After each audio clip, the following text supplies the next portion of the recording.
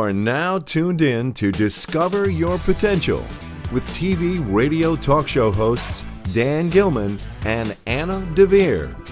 So listen, participate, and be inspired. Know that you can discover your potential. Here they are, Dan and Anna. Hi, I'm Dan Gilman, and welcome to Discover Your Potential. I'm so excited for you to be here. I'm one of the co-hosts of Discover Your Potential, and we have a transformational figure who is incredible. I've had him on our show at least twice. His name is Rex Sikes, and after a life-threatening skydiving accident, actually, which you probably remember from our last show, he devoted 4 decades to personal growth and empowering others. And as a master of NLP, hypnotherapy, whole brain learning, he's innovative, groundbreaking techniques and established himself as a versatile professional, influencing fields from speaking to coaching to acting to filmmaking. And I would just want to bring him up because he's so incredible. Welcome, Rex. Thank you so much for being here today. Well, thank you, Dan, and thank you, Anna, for having me here. This is really a treat for me, too, and wonderful. I look forward to our conversations together. Absolutely. I know, hearkening back from our last conversation that we had a while ago, we talked about pivotal moments. I would love to, and this is something I, talked to you about briefly, but what was a pivotal moment in your life when you realized the power of mindset in manifesting your desires, or manifesting desires? One, I talk about that in my book, the crowning event where, I lost everything, almost my life, my romance, my friends, my business, my career, everything. And I had to claim it all back. And so I locked myself in my apartment for 6 weeks, sat in a chair and said, I'm not going to move. I did go to the bathroom and I did get some food, but I said, I'm not going to move until I can, find a way to evolve myself or change myself to get out of this horrible place and into a place where I felt confident to go out and face the world again, and then get my life and my career and everything back. And so the moment came in when I was sitting in this chair. I mean, there's so many moments in life, and I always tell everybody, make all of your moments magical, memorable, miraculous, and magnificent, because you can. And so while I'm sitting in this chair, I realized at that time I was going, why did this happen to me? How come I'm so stupid? Why does nothing work out? I'm such a loser, blah, blah, blah. How long is this going to take? What do I have to do? And all this, and how hard is this going to be? I realized I was asking myself questions that I didn't care to know the answer for. What I wanted to know is, how could I be confident quickly, and how could I win my friends back soon, and how could I feel good now, and what were my talents and resources that I could begin to draw upon in order to make my life different. And when I realized the difference between directing my mind into the gutter or the sewer versus directing my mind into possibility and opportunity, everything changed. And within a short period of time after that, I emerged kind of like a butterfly from the cocoon, or like a newborn, a toddler, really. I went out into the world, but I went out into the world with a newfound confidence. I had literally transformed the energy of negativity into an energy of positivity. And that opened the door for all sorts of things. Shortly thereafter, I was meditating one day, lying on the ground, and I realized that I was on the planet for a reason, that whether you're here a million times or you're here one time, you have an opportunity, and most people miss it. We become a slave to our jobs, and a slave to our bad thinking, and a slave to bad feeling and bad talk and bad habits and everything else. And we don't celebrate, the whether you believe it or not, the Garden of Eden story, is we were put into this garden and we had a choice: the tree of knowledge or the tree of life, right? And in the story, they chose the tree of knowledge. They chose information over life. And I went, I'm here to live. I'm here to take care of this garden. I'm here to enjoy everything in the garden. This is my party time. And I realized that if I'm going to live on the planet, I have to act like an owner of the planet. So I said, I own the planet. And of course, I live in Los Angeles, so I would tell everybody I own Los Angeles. And people get so mad at me. They go, "What? Why are you so egotistical? Why would you?" I go, I have co-owners. I don't traipse through people's backyards, but if I'm going to be here in Los Angeles, if I'm going to be on the planet, it's mine. I'm a steward of it. I take care of it. I'm responsible for it. And so I'm responsible for each and every person on the planet as well. How can I contribute? How can I add value? How can I help people transform their lives so that they can make all their moments magical, memorable, magnificent, and miraculous? And so those are a couple of the crowning moments that I've had. That's great. Anna, did you want to? No, I relate to everything you just said. You know, I've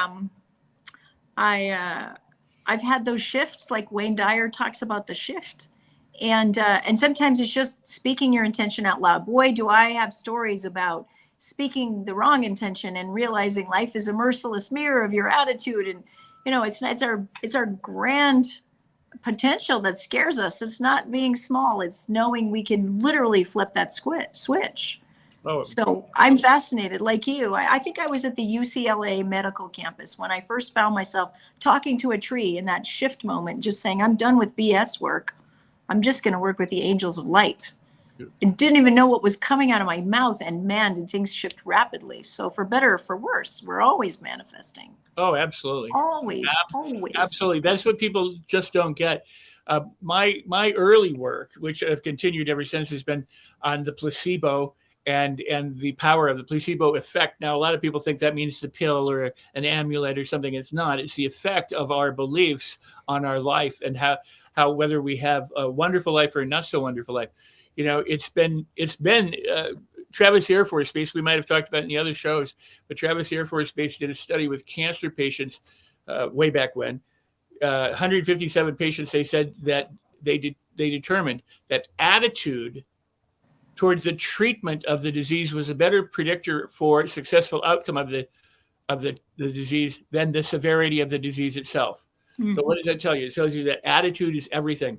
In fact, since then, it's been determined that attitude is the number one predictor for success in all the areas of your life. That's health, wealth, happiness, spirituality, business, personal, romance, whatever it is. Your attitude really does determine your altitude.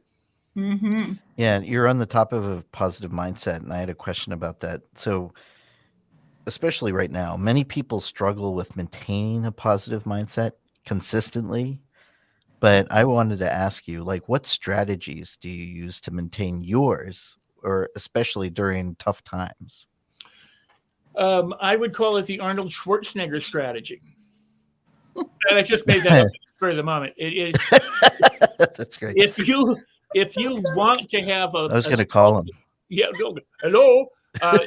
Arnold. Yeah, I'll be back. If you want to have, a consistent outcome, like if you want to have a sculpted body, like the bodybuilders who shape their body, they get, and they compete professionally. They have to sleep right, eat right, and do the right amount of exercise to condition themselves and to sculpt their body over time. So they have to repeat correctly these behaviors, their thoughts, their feelings, the words, and the behaviors of exercise, sleeping right, and doing the right things consistently for long enough in order to develop that body, that shape. Mm-hmm. What happens with a lot of people is they see movies like The Secret, and it's beautiful, it's wonderful. They see, these books like Think and Grow Rich and everything, and they don't consistently apply what they learn. They read about it, they think about it, they talk about it, they want to change, they wish to change, they hope to change, but they don't consistently apply themselves. Mm-hmm. In order for you to transform, you have to take it just as if you were to lose weight or to gain weight, to build muscle, or to do anything in life. It requires correct repetition, consistently, persistently, for long enough until you have that as a habit. And once it becomes a habit for you, it's automatic and it's reliable. You don't have to think about it anymore. It has its own momentum, and it's there for you with a whole lot less effort. In other words, it's easier to manage once you get there than it is sometimes for people to get there, because our culture, especially in the U.S., teaches us that if first you don't succeed, you try and try again, right? So what's after that second try? You quit, you give up. It's 3 strikes and you're out. And we don't have the notion that, if it's to be, it's up to me. And so you do it. Now, here's the thing. When you take responsibility and you take charge and you say, you know what? I'm tired of living this way. I'm going to live that way. I'm tired of being broke. I want to have money. I'm tired of being lonely. I want to have romance. I'm tired of being ill health. I want to be healthy. And, when you make a decision that you're going to do this, come what may, no matter what, I am responsible 1,000% for what happens in my life.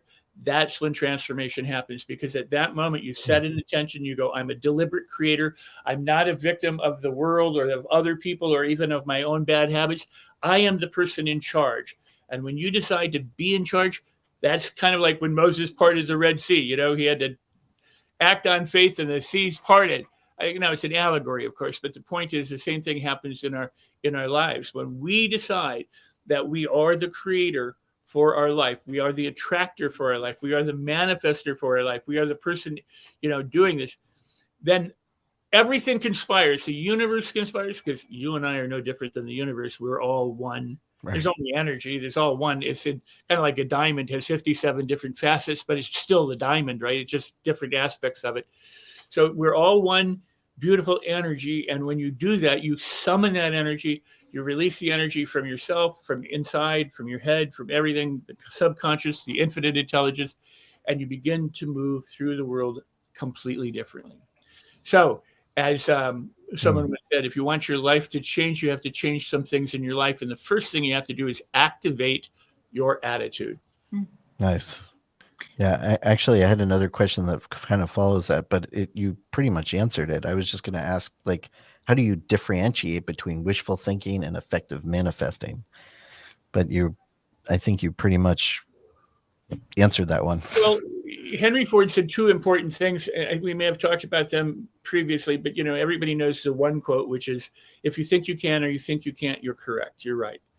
Because if you think it's going to be hard, it's going to be harder than if you thought it was easy. And if you think it's easy, it may be harder than you thought it was, but it's going to be easier than it would be if you think it's hard. I mean, it's kind of a weird thing.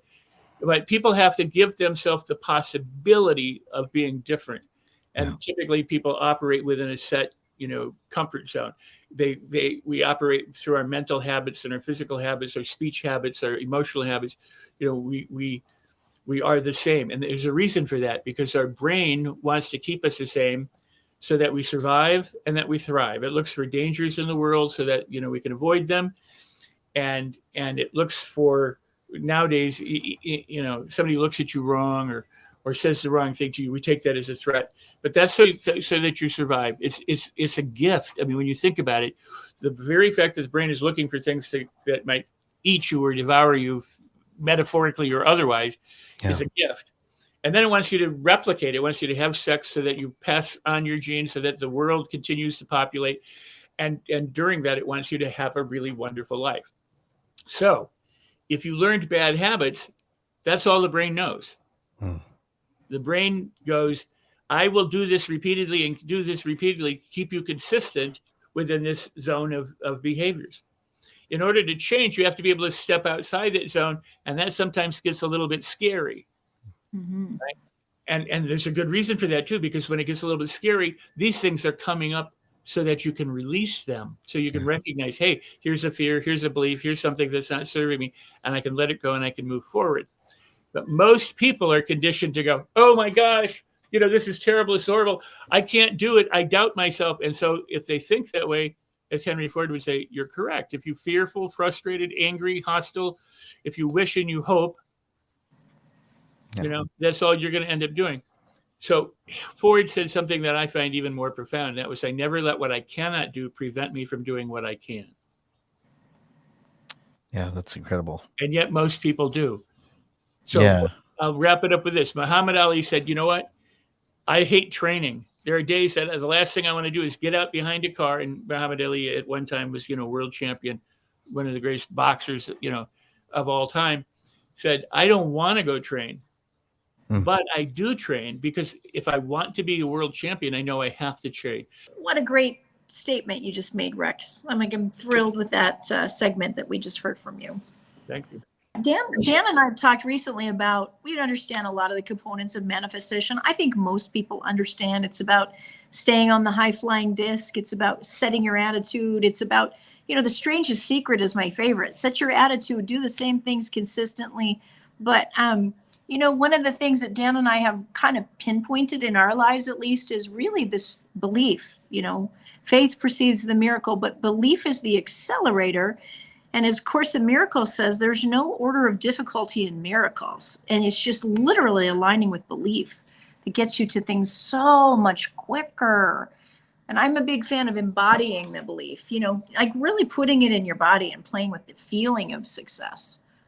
And I've had to teach that to my kid, which, if you've got a dog in that fight, boy, attitude is everything for teaching our children. It's the thing. It's the thing, and it's mental health right now. And I don't know anything more important to teach children than attitude. Oh, absolutely. From the dawn of written history, and before that, the practice has always been one of accelerating your ability to believe. Now, I don't even like the word belief, and I even less like the word faith, and yet it's something that's been used throughout. I prefer the word certainty. Mm.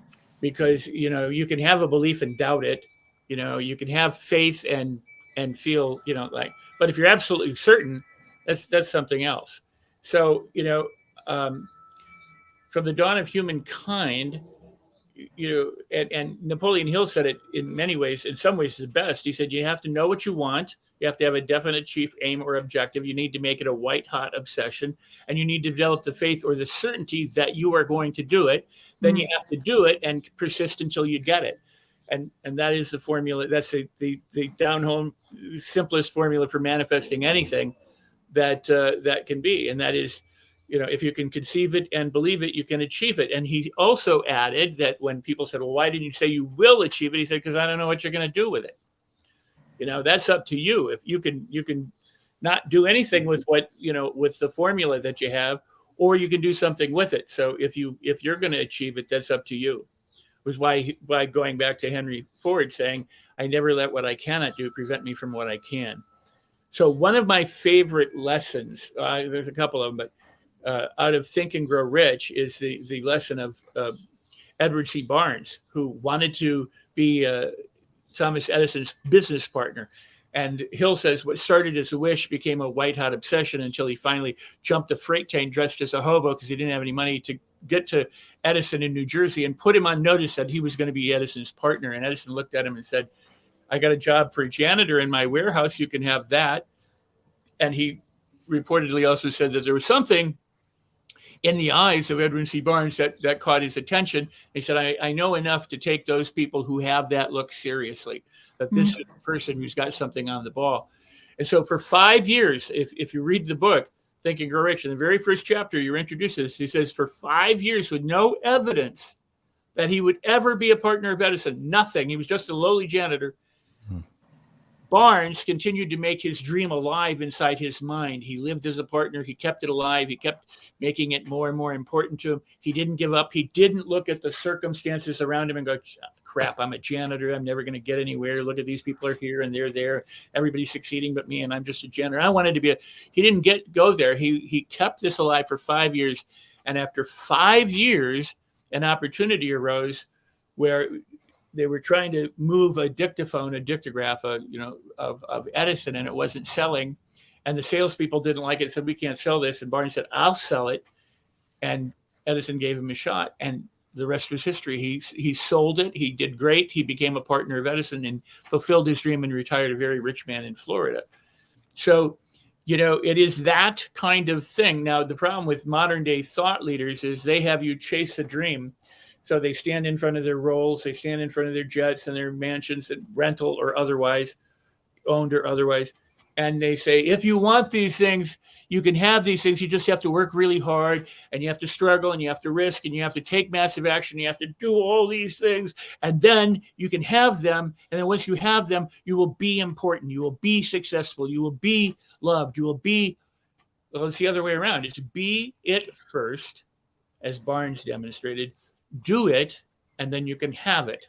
So I wrote the book Life on Your Terms to show you an easy, happy, fun, delightful way to be happier, healthier, wealthier, and more successful, mentally, physically, behaviorally, emotionally, spiritually, financially, personally, in every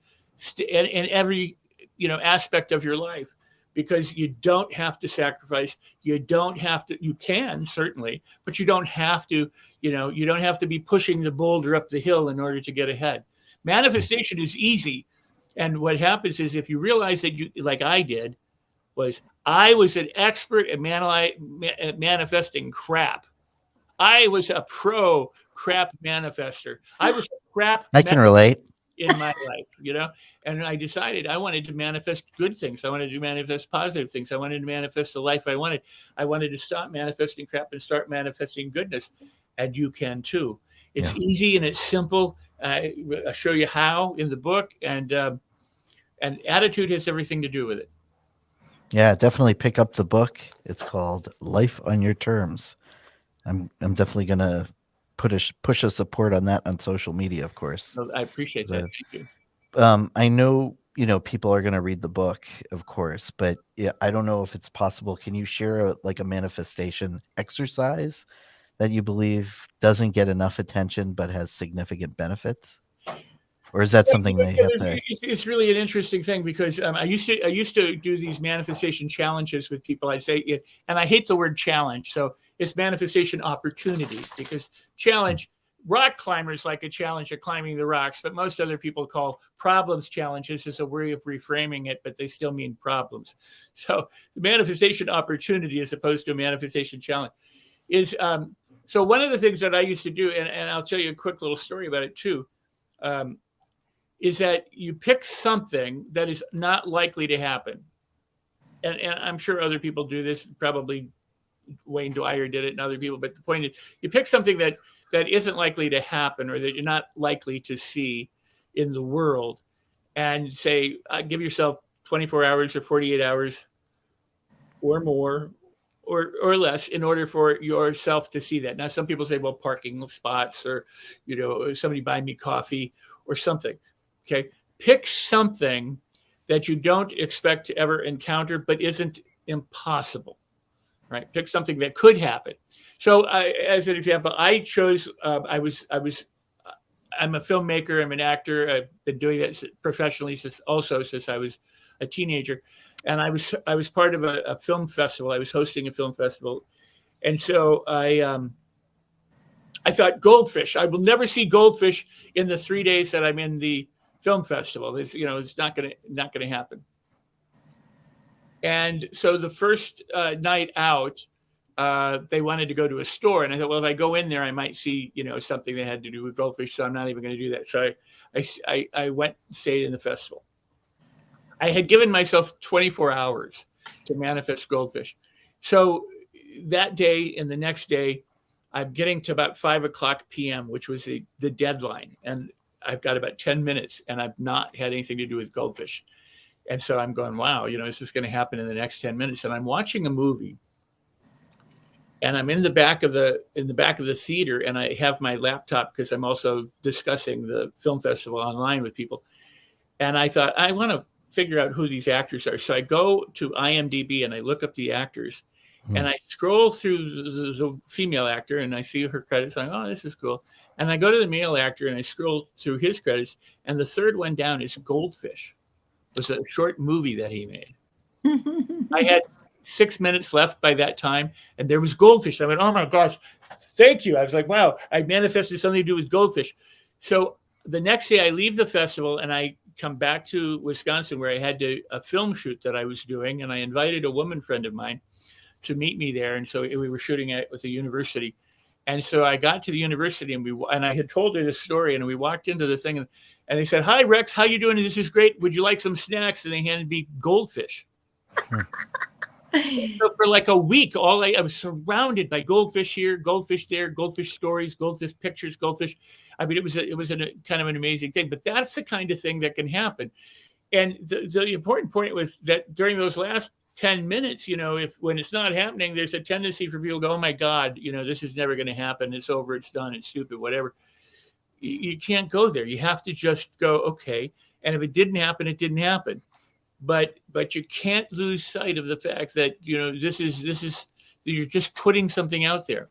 When you start doing that, what you discover is that there's all sorts of little epiphanies, little miracles, little playful things in the world that can and will occur, because what you do is you tune your attention to this being possible, as opposed to it not being possible. The same thing is true when it comes to your dreams and your goals.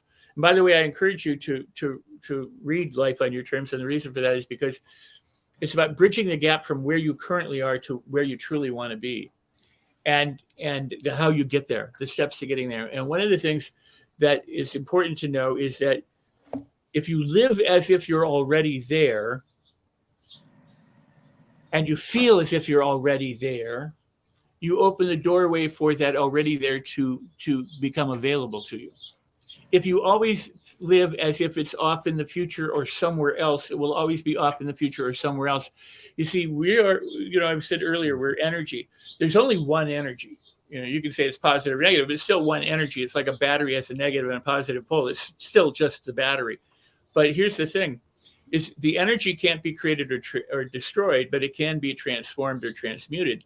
But it is equally distributed throughout everywhere, past, present, here, there, everywhere, because there is no past and there is no present. Time is a human construct, and here and there are human constructs. We look at say, I'm here and that's over there. That's part of the function of our language and our neurology on the planet.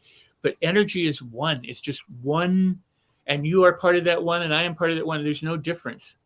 There's absolutely no difference. But we think there is, because we've been born into this world as these kind of beings, and we've been conditioned to think, here's what you have to do in order to live, and here's how the world works, and you're a cog, and and all this kind of stuff, and there's all these things that operate against you, or this, that, and the other. And you don't have to buy into that if you don't want to. There's another way to live. This is actually significant that you're bringing this up, because I've been dealing with this in my current life right now. So this is very interesting, where you talk about manifestation, and I've already seen that happen, especially since my mother's passed away. I've seen things just open up, worlds that I can't explain, but certainly it's all about mindset. But could you, and I wanted to ask you, sorry, and I don't know if you had a question, but could you speak about the role of gratitude in the process of manifestation, and how that cultivating a positive mindset also impacts? I can. And if you would like me to, I will. Absolutely. Again. But let me also say that just about the book, because I've included stories and lessons in the book that I've learned along the way, and there are stories of other people who have made great changes in their life applying these kinds of principles and practices. Mm-hmm. My friend Jamie Nieter, who was paralyzed, never expected to walk, now walks and moves, fathered a couple of children. He's an Olympic athlete who was paralyzed in an accident. Another person was in a coma, not able to communicate, found that they could communicate through arm signals and different ways of using neurological things. Public speaker who was terrified of public speaking, couldn't move his arms, suddenly he's now a public speaker. In other words, people think of manifesting like poof, it's magic and it's there. But there's real life stories of how people have used these practices and principles in order to make their life significantly better or more enjoyable or more delightful, not only for themselves, but also for other people. Sure. And gratitude is an important part, because if I have a saying, and that is, if you consider it a problem, it's a problem. And if you consider it a blessing, it's a blessing. So celebrate everything. Because if you're grateful for everything, then there's nothing that's an issue or a problem. Yeah. If you look at your problems and go, you know what, I hate this phrase. I get where they're coming from. It's either you win or you learn. No, if you're learning, you're winning. And if you're winning, you're learning, hopefully. In other words, it's not one or the other. It's the fact that it can be both. And everything is an opportunity to win, to learn, and to succeed, and to live. Our people think that the hardship in life is there to hold us back. And I submit that the hardship in life is there to move you forward.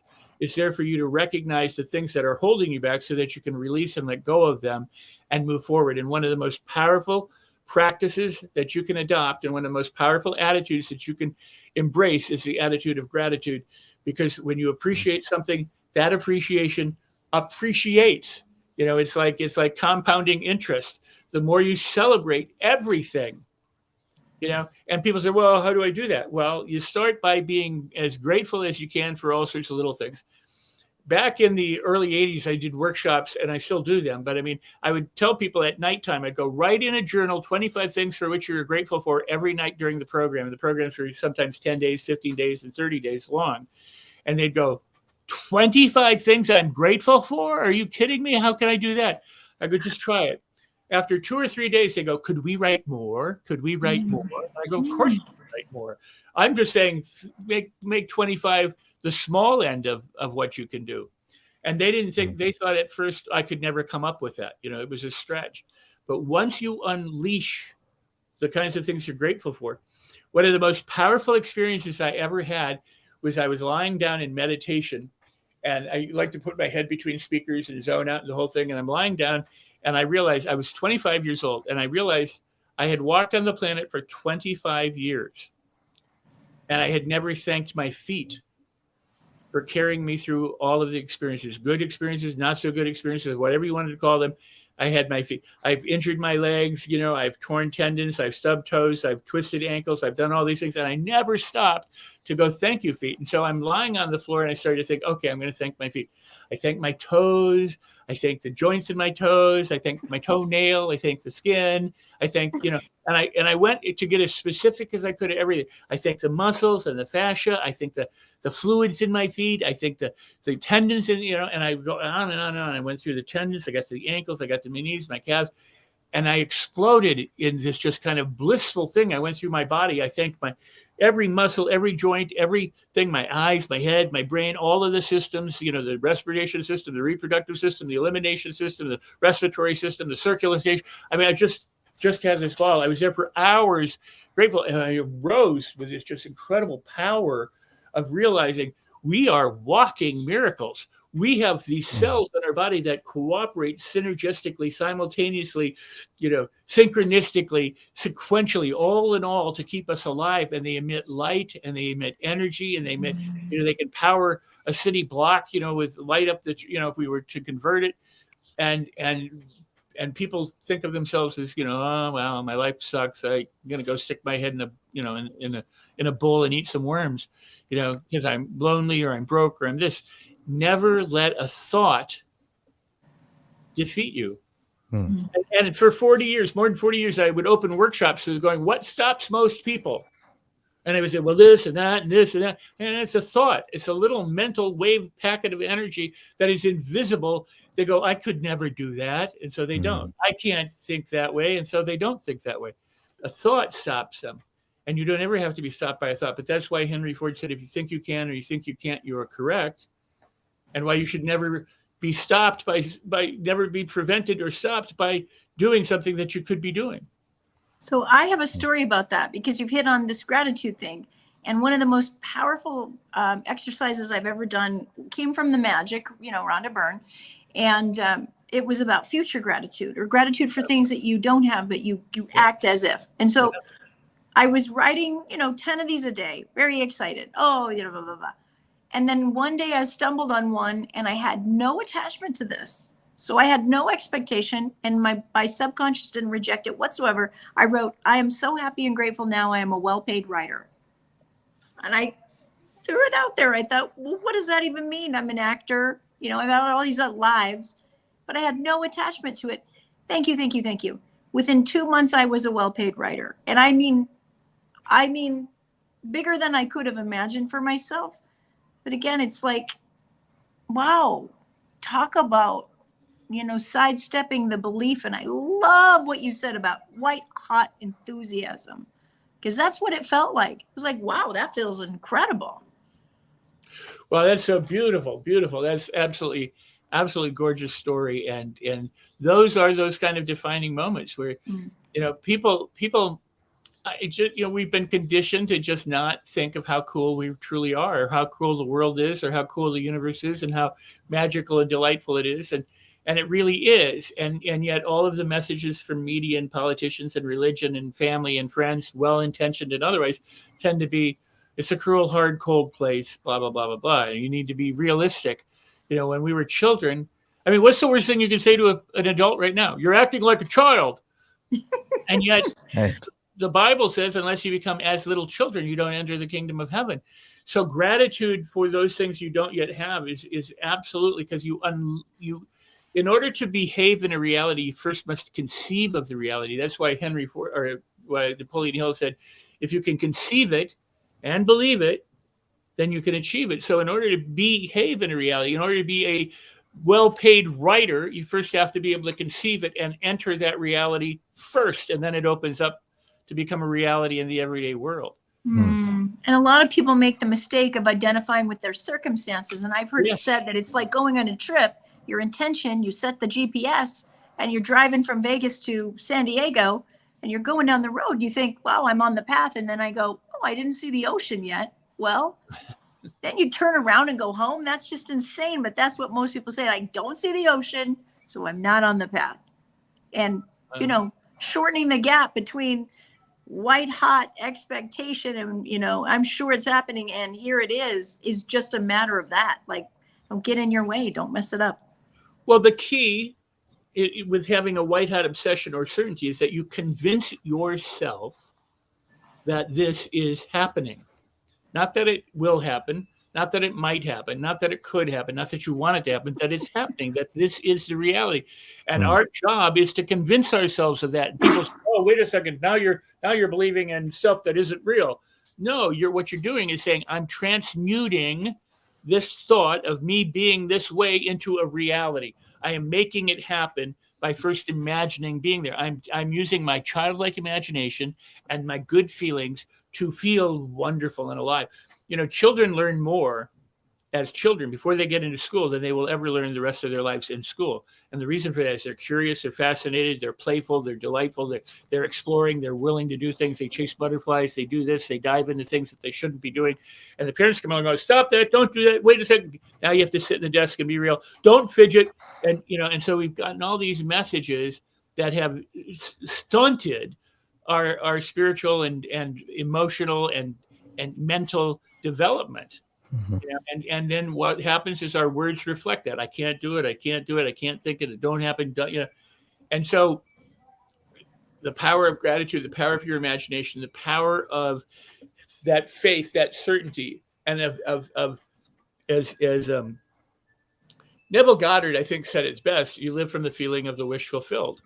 It's been said for eons prior to Neville Goddard, but he said it in such a succinct way, is that if you are living as if it's already occurring, then you're thinking, speaking, behaving, and all of that as if you already have it.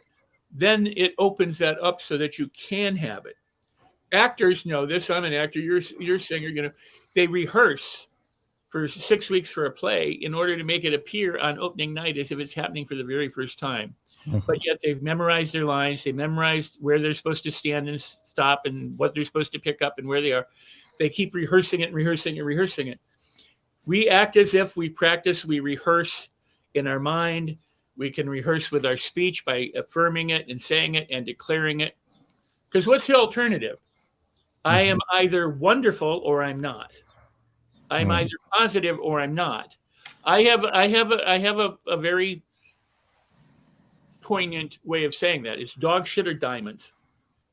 Or if you have to edit, dog crap or diamonds. The point is that it's a choice. And you know what? A lot of people wallow in dog crap because they don't know any better.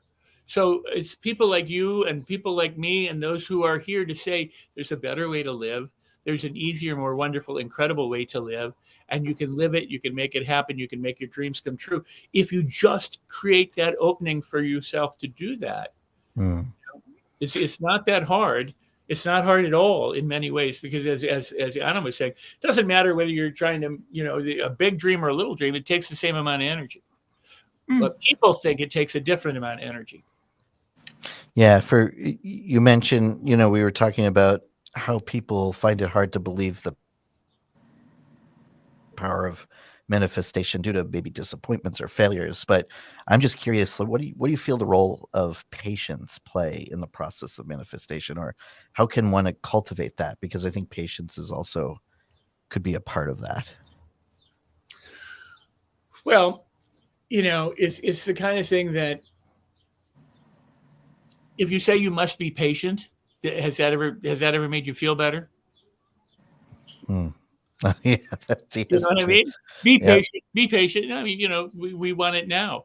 The thing is that what happens for people often is that if they don't get it in a time frame that they expect it, they give up. Yeah. They throw in the towel. They go, I've tried Sure. everything. Well, first off, if somebody says I've tried everything, they're full of BS. Because it's impossible to try everything. That's It's like true. I have never slept in the past 40 years. I've not slept one night of sleep. You go, well, you'd be dead. You know. But people say I never sleep at night. I'm always up. I have insomnia. I've had insomnia for 40 years. Well, no, you did sleep. You don't remember the times you slept, but you remember the times that you're awake. And that's what people tend to do. They tend to accentuate the negative instead of accentuating the positive. You have to be patient. In other words, if you plant cucumber seeds tomorrow, you have to wait until the cucumbers grow in order to harvest the cucumbers. I mean, that's just the nature of things. So if you want to expect that there's a time frame, then just go whatever amount of time it takes is the perfect amount of time. Cucumbers take a certain amount of time. Watermelons take different time. Carrots take another time. Peas and beans take other time. Everything has its own cycle, its own growth.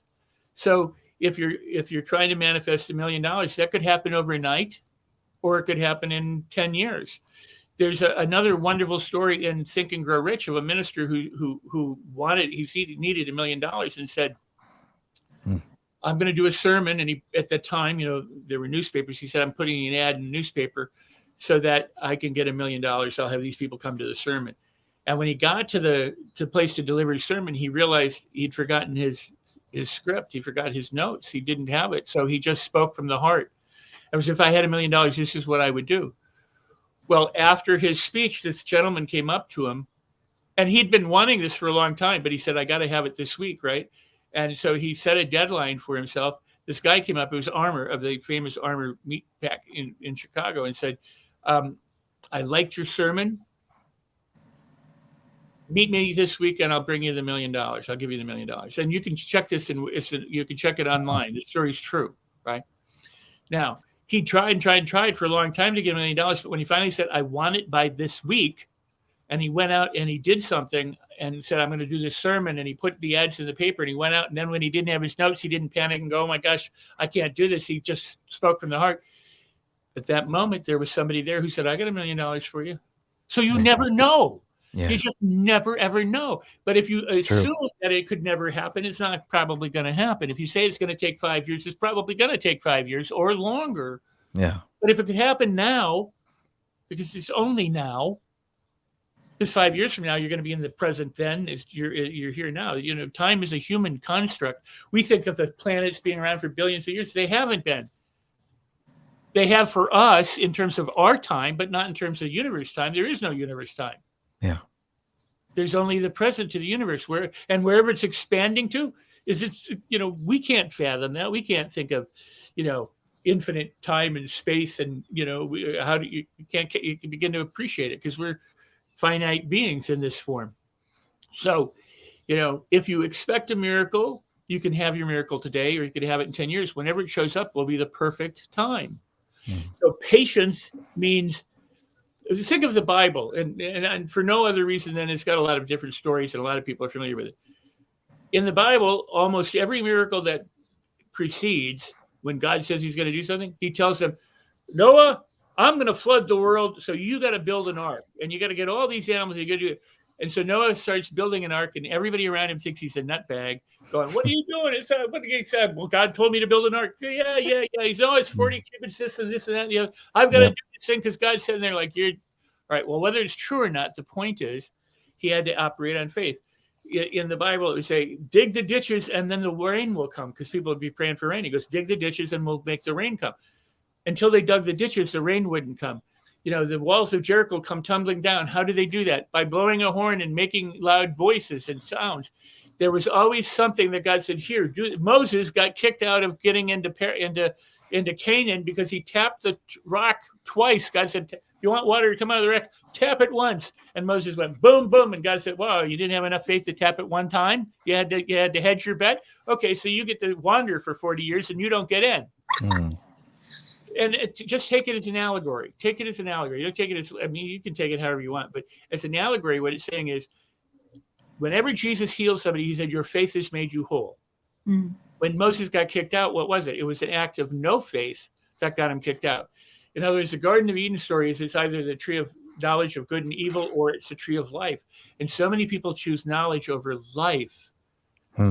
That's why so many people miss. I got to know how. If it doesn't work, I got to think it out. So many people, the very thing that's causing them trouble is the solution to their problem, because they think that's the only thing that will save them. And so they don't have all the other things that could possibly save them available to them because they're so narrowed on their focus of this is it, this is it, this is it. And not only that, but they then go, historically, I've been a bozo. Historically, I've not made money. Historically, I've screwed up, my past. That's why the famous saying, your past does not equal your future. The moment you make a powerful decision that I can do this, as opposed to I've done it that way all my life, when you decide to make that change and take responsibility and put yourself in the driver's seat, that's when you can go anywhere you want. And Anna said on the journey, when I was a child, and I know a lot of people did this, I would lie down on the floor of my parents' car on a travel trip and go, are we there yet? Are we there yet? Are we there yet? Are we there yet? Are we there yet? Are we there?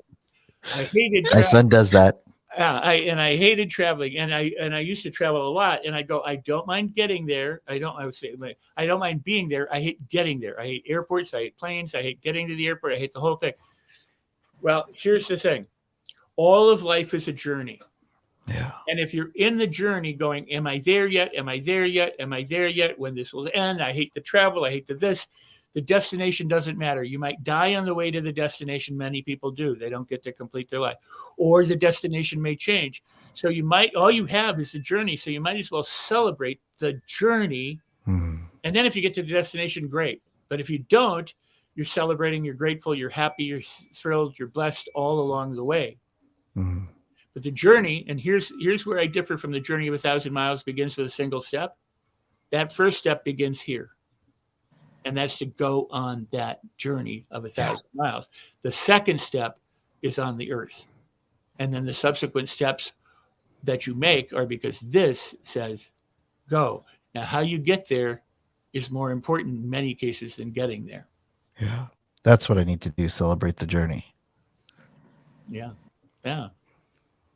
And the hardship. I mean, this is why I say celebrate everything. The hardship is there not to be hard or to stop us, but so that we can release more and more and more of the things that have traditionally held us back, so that we can get free, so that we can learn, and so that we can celebrate. So, the saying, if you resist what you resist persists. Yeah. You resist the hardship. If you resist the people, if you go, there are energy vampires out there and I have to segregate myself from them, you're making them more important than you, and you're making their energy bigger than yours. You're now as a victim of their, vampirism, instead of you being in charge or you celebrating it all. I don't, what is if you raise your own vibration, the right people will stay with you and the other people will fall away. Yep. You don't have to push things away. You don't have to go, I'm cutting off my family, that kind of thing. You just raise your own vibration, and if they don't like it, they'll leave. I've seen that lately. That's brilliant.